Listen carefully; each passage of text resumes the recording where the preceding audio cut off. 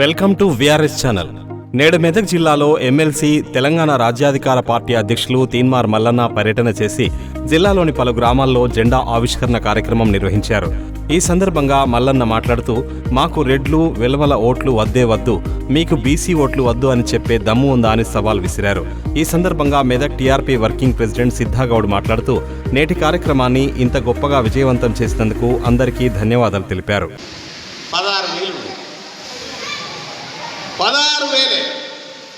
16,700 ఓట్లు వాళ్ళవి.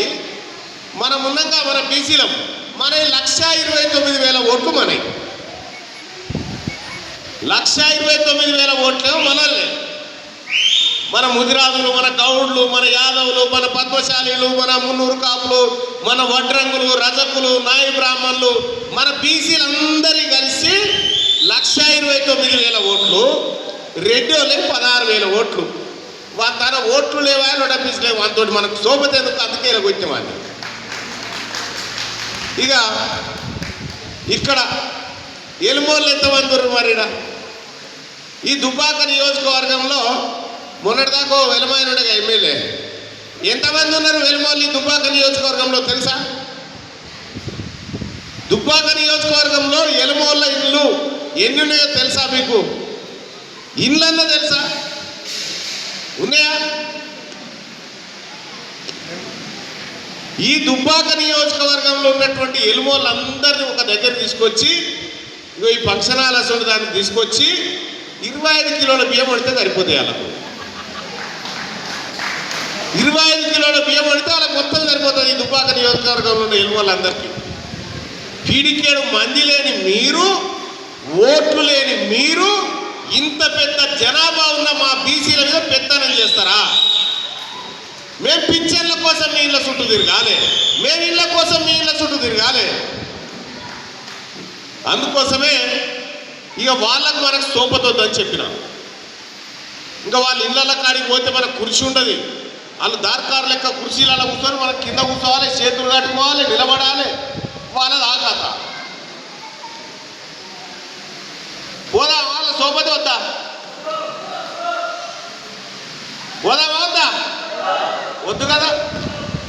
వాళ్ళకు మనకు సోపతి లేదు. ఇక వాళ్ళు అక్కడ, మనం ఇక్కడ. వాళ్ళ ఓట్లు వాళ్ళే వేసుకురు అనుకో, మొత్తం వాళ్ళ ఓట్లు వాళ్ళే వేసుకురు అనుకో, గెలుస్తారా? అక్కడ ఓట్లే లేవా? ఎడికెళ్ళి గెలుస్తారు? అక్కడ ఓట్లేవుగా. మళ్ళా మెల్లగా మన ముదిరాజుల ఇంటికన్నా రావాలి, మన యాదవుల ఇళ్ళ కాడికన్నా రావాలి, మన గౌడ్ల ఇళ్ళ కాడికన్నా రావాలి. వచ్చి కూర్చొని, బాగున్నావా గౌడన్నా, మా యాదవ్ గౌడన్న బాగున్నావా, మా కిషన్ గౌడన్న బాగున్నావా అని మళ్ళీ ఇళ్ళ పుండి తిరగాలి. వాళ్ళంతా తిరిగి ఓట్లు తమ వేసుకొని పోవాలి. ఇక మన ఇళ్ళకి రాణించడం లేదా? ఇప్పుడు మన పార్టీ మనకే ఉండే కానీ మన దుకాణం మనకే, మన పౌసేరు మనం అనుకుంటున్నాం. ఇప్పుడు వాళ్ళు ఎవరి మీద చేదాపే ముచ్చటే లేదు. రేపు పొద్దుగల మనం అధికారంలోకి వచ్చిన తర్వాత మనది ఏం గుర్తే? కత్తెర గుర్తు. కత్తెర ఎవరిది? కత్తెర. ఈ కత్తెరతోని ఆపరేషన్ చేసేది కత్తెరనే, కుట్లేసేది కత్తెరనే, మేరాయన బట్ట కత్తిరించేది కత్తెరనే, బీడీలో ఆకు కత్తిరించేది కత్తెరనే, ఆఖరికి గొర్రెల ఉన్ని కత్తిరించేది కత్తెరనే.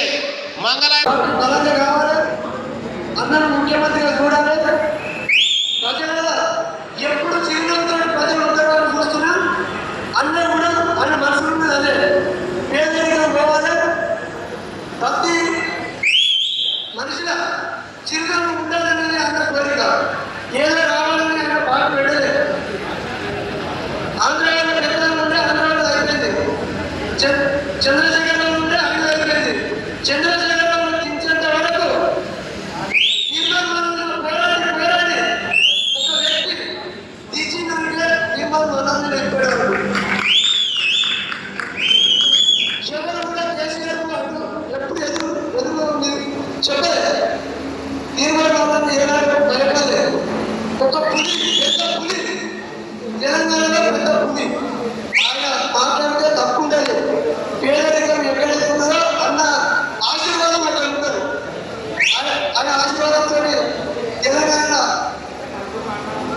వచ్చగా ఉండాలి. చిరుమూలతో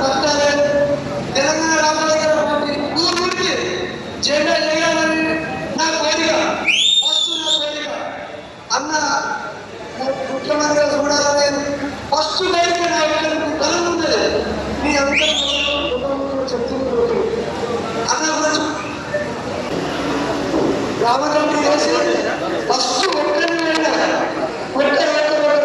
ఇప్పటికీ ఊళ్ళో కంటిన్యూ చేసి జెండా చేసినట్టే అన్న ఆశీర్వాదంతో ఇప్పుడు ముందుకు తీసుకొచ్చాడు అని చెప్పి ఉన్నటువంటి మాట్లాడుతున్నా ముఖ్యమంత్రిగా చూసుకోవాలని అందరూ ఓటేసిన భవిష్యత్తులో అందరూ కూడా మనందరం ఓటేసి గెలిపించాలని అందరికీ ధన్యవాదాలు చెప్తున్నా. అందరికి వచ్చినందుకు పిల్లలు వచ్చినందుకు మీ అందరికీ బాగా చేస్తున్నారు.